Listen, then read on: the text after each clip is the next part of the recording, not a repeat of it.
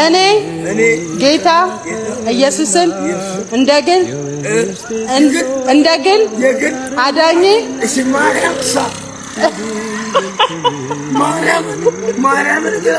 እኔ ምንም በል በቃ አንተ ጌታ ኢየሱስን ተቀበል።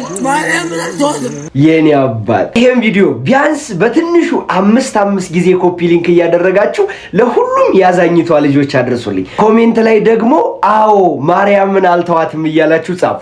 እና ደግሞ ቤተሰቦች ለኔ አንዳንድ ብር መስጠት አይከብዳችሁም አይደል? ከታች ሜንሽን ያደረኩላችሁን አልፋጎ ማተሚያ ቤት የሚለውን እየነካችሁ እየገባችሁ እናንተ ፎሎ ባደረጋችሁልኝ ቁጥር ከእያንዳንዳችሁ አንዳንድ ብር አገኛለሁ። መቼስ ይሄን ማድረግ አትነፍጉኝም አይደል?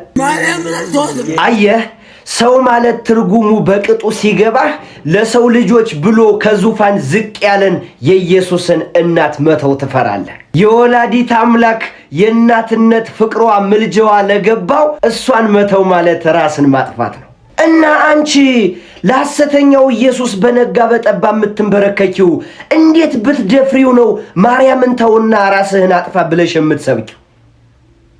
ነገሩ አይገባሽም እንጂ አንቺ ሞት ስትሰብኪው እሱ ግን ባንጻሩ የዘላለም ድህነት የሰጠችን እናት ስሟን እየጠራ ሰብኮሻል ሕይወትን። ታዲያ ምን ያደርጋል?